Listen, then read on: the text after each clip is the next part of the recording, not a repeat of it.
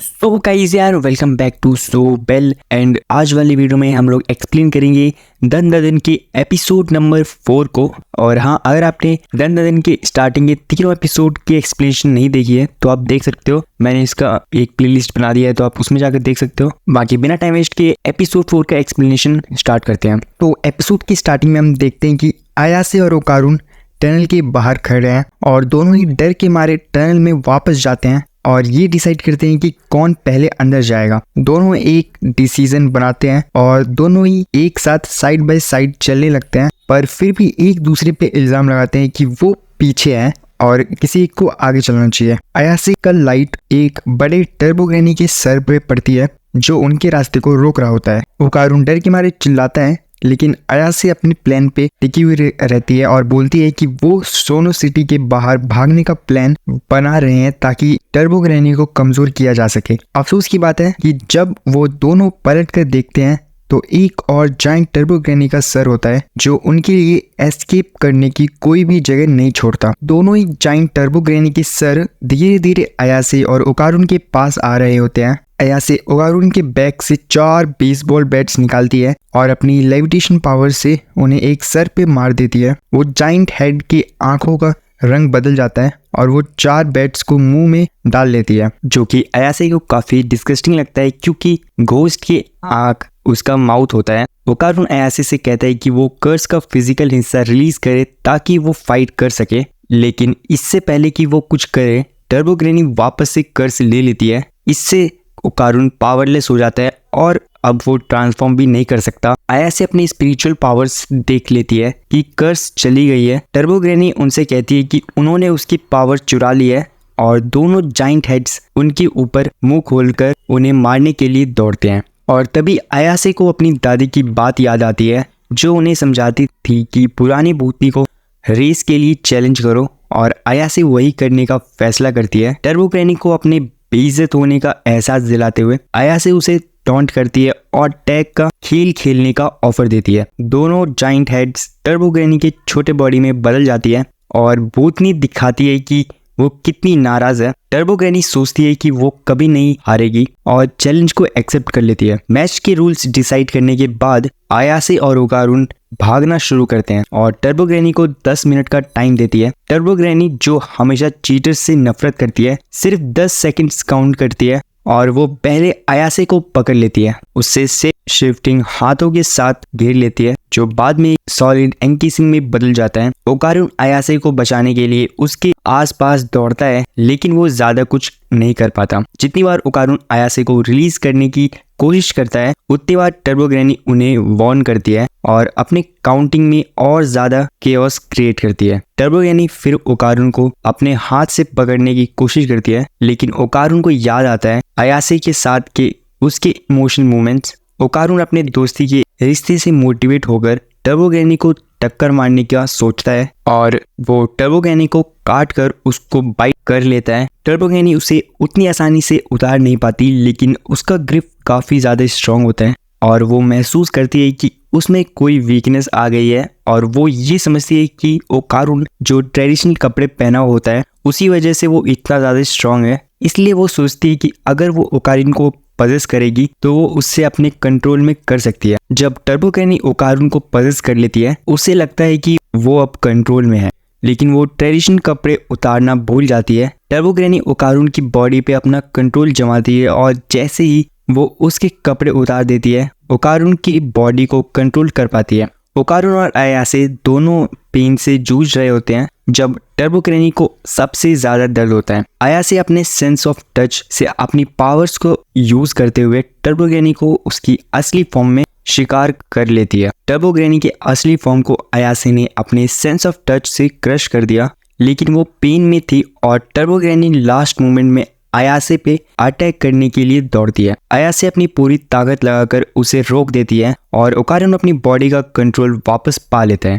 जब अयासे अपना हाथ उसकी तरफ बढ़ाती है टर्बोग्रैनी को एक छोटी सी स्नेक की तरह ओकारुन की बॉडी पर चिपक जाती है। सोनो सिटी से भाग जाने की कोशिश कर रहे हैं, लेकिन सीन काफी बदल जाता है जब एक शोर सुनाई देता है, दादी को वापस दो। टनल्स के अंदर दीवार गिर जाती है और एक बड़ा क्रैब क्रैश करके आता है। स्नेक शेप में बदली हुई टर्बो ग्रैनी वही क्रैब को बुलाते हुए कहती है, इसे मार दो। इस क्रैब को लोकेशन बाउंड स्पिरिट कहा जाता है। अयासे और ओकारुन काफी मुसीबत में फंस जाते हैं जब ये स्पिरिट उनको मारने की कोशिश करना शुरू करता है और इसके बाद दोनों कुछ दूर भाग पाते हैं, लेकिन थोड़ी देर में जाइंट क्रैब उनके सामने आकर उनका रास्ता रोक लेता है। ओकारुन घंटी मार कर कहता है, ये क्रैब क्यों दिखाई देता है? अयासे जवाब देती है, ये स्पिरिट जब मर जाती है तब वो फ्रेश वाटर क्रैब की शेप ले लेती है ताकि वो रिवर स्टिक्स पार कर सके। जब लोकेशन बाउंड स्पिरिट रैंडमली एक स्ट्रेट शाइन को मार रही होती है, अयासे ओकारुन को टर्बो ग्रैनी की पावर्स चैनल करने में मदद करती है। ओकारुन उस टाइम पे बदल जाता है और उनके रास्ते को स्पीड से भागकर क्लियर कर लेता है, लेकिन दोनों काफी जल्दी लैंडफॉर्म से गिर जाते हैं। अयासे गुस्से से चिल्लाती है, लेकिन ओकारुन अपने पैरों को यूज करते हुए इतनी तेज स्पीड से घुमाता है कि वो हेलीकॉप्टर की तरह उड़ता है, पर सिर्फ कुछ सेकंड्स के लिए। जब ओकारुन अपनी स्ट्रेंथ से थोड़ा थक जाता है, दोनों काफी बेचैन हो जाते हैं और अपनी फेटल फॉल को एक्सेप्ट करते हैं, पर ओकारुन लास्ट मोमेंट में एक बिल्डिंग के एज को पकड़कर गिरने से बच जाता है। जमीन पे गिर के दोनों को रियलाइज होता है कि ओकारुन ने अपना फुल थ्रॉटल यूज कर लिया है था, जिसमें वो अपने स्पीड पे फुल कंट्रोल होता है। इसके बाद जाइंट क्रैब उनके पास आ जाता है और बिल्डिंग को क्रैश करते हुए उनको चेज करना शुरू कर देता है। अयासे देखती है कि क्रैब के पीठ पर इंसान के चेहरे लगे हुए हैं और शोनो सिटी के बीच भाग रहे हैं, लेकिन अयासे को थोड़ा एम्बैरेसमेंट होता है कि जब लोग उन्हें देख रहे होते हैं उन्हें जाइंट क्रैब नहीं दिखाई देता, पर वो देख रहे होते हैं कि अयासे एक लड़की को पिगी बैक राइड दे रहा है। ओकारुन की स्टेमिना अब लो हो गई होती है और अयासे डिसाइड करती है कि वो बाथ हाउस की रास्ते से चलेंगे ताकि बिल्डिंग के अंदर घंटी हुई क्रैब को स्लो किया जा सके, लेकिन बिल्डिंग काफी जल्दी डिस्ट्रॉय हो जाता है और अंदर के लोगों को लगता है कि एक्सप्लोजन हुआ है।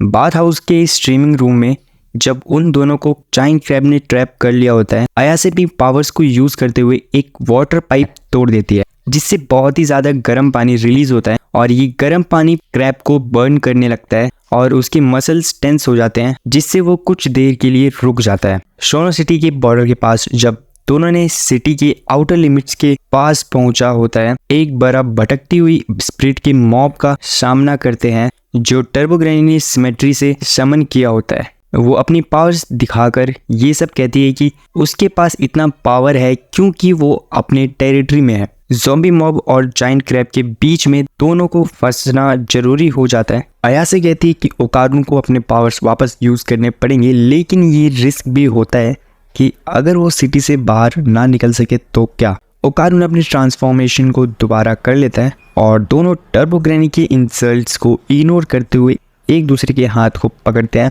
ओकारुन ज़ॉम्बीज मॉब को अपनी स्पीड से तोड़ते हुए भाग जाता है। अयासे अपनी टेलीकिनेटिक पावर्स से उन्हें बहुत इजीली सामने वाले बॉडीज से हटा देती है। अयासे अपनी पावर से एक कार को लॉन्च कर देती है जो जाइंट क्रैब को रुकने पे मजबूर कर देती है और ओकारुन उस कार के ऊपर से जंप करके आगे भागता है। जब वो दोनों आसमान में उड़ रहे होते हैं, अयासे ट्रेन को देखकर खुश हो जाती है, पर तब उसे ये समझने आता है कि ओकारुन ने अपना कर्स्ड फॉर्म खो दिया है। अयासे अपने पावर्स को चैनल करते हुए उन्हें फ्री फॉल करते हुए रोकती है और उन्हें एक पैराशूट जैसे हैंड्स बना के संभालती है। ओकारुन अपनी लास्ट स्ट्रेंथ से उन्हें सेफ लैंडिंग देता है, लेकिन वो अपनी लिमिट तक पहुंच जाता है। दोनों गिरे हुए और पेन से जूझ रहे होते हैं, तभी अयासे को समझ आता है कि स्नेक शेप टर्बो ग्रैनी चली गई है।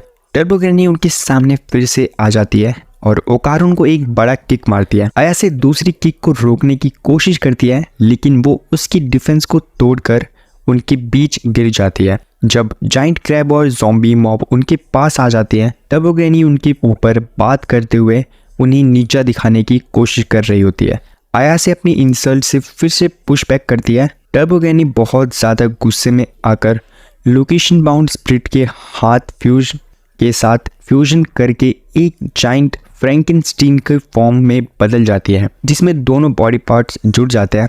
टर्बो ग्रैनी के चैलेंज के बाद अयासे अपने आर्म को पीछे की तरफ करते हुए ट्रेन को पकड़ लेती है और ओकारुन अयासे दोनों उस ट्रेन के टॉप पर जंप करके एस्केप करते हैं। अयासे का प्लान टर्बो ग्रैनी को डिफीट करने का था और वो ये दिखाती है कि हर चीज एक रीजन के साथ होता है। टर्बो ग्रैनी और लोकेशन बाउंड स्प्लिट डिस्ट्रॉय हो जाती है जैसे ही दोनों ने शोनो सिटी के बॉर्डर को क्रॉस किया। जैसे ही टर्बो ग्रैनी और लोकेशन बाउंड स्प्लिट डिस्ट्रॉय होती है, कई छोटी लड़कियां दिखाई देती है जो एक्सप्लोजन से निकलती है। अयासे ये देखकर हैरान हो जाती है। ओकारुन जो अभी बेहोश था वो आंखें खोलता है और अयासे उसे ये बता देती है कि वो जीत गए हैं। अगले दिन अयासे, ओकारुन और अयासे की दादी शोनो सिटी के टनल में जाकर लड़कियों की याद में प्रार्थना करते हैं। अयासे की दादी समझाती है कि वो लड़कियां जो टनल में मार डाली गई थी उनको शांति देने के लिए टर्बो ग्रैनी ने उनका साथ दिया था। उसने लड़कियों की आत्मा को शांति दी थी, लेकिन वो भी जिंदा लोगों को नुकसान पहुंचा रही थी। अयासे को ये बात सुन के बहुत बुरा लगता है, लेकिन दादी बताती है कि जिंदगी और मौत के बीच एक रिस्पेक्ट का होना ज़रूरी है। शाम को ओकारुन अयासे के घर जाता है क्रैब डिनर खाने के लिए। अयासे और दादी क्रैब मीट को लेकर छोटी सी लड़ाई करते हैं। ओकारुन अपनी पोर्शन उन्हें देने के लिए तैयार हो जाता है और कहता है कि आप लोग इसे खा सकते हो, क्योंकि उसका वो रिसेंट फाइट के बाद उसे वो मील टेस्टी नहीं लगता। और जब वो दोनों बाय कहने लगते हैं, दोनों को लगता है कि कुछ ऑकवर्ड हो रहा है, पर अयासे लास्ट में सी यू टुमारो कह देती है और ओकारुन उस प्रॉमिस को सुन के इमोशनल हो जाता है, ये जान के कि वो अब भी दोस्त रहेंगे। और यहाँ पे एपिसोड 4 एंड हो जाता है। सो यार, आपको अगर ये वीडियो और एफर्ट पसंद आया हो तो यार एक लाइक जरूर से कर देना। एंड मिलता हूँ आपसे नेक्स्ट एनिमे रिलेटेड वीडियो में। Till then take care, bye bye. And आज चैनल पे नए हो तो सब्सक्राइब कर देना, वीडियो को लाइक जरूर कर देना। Bye bye.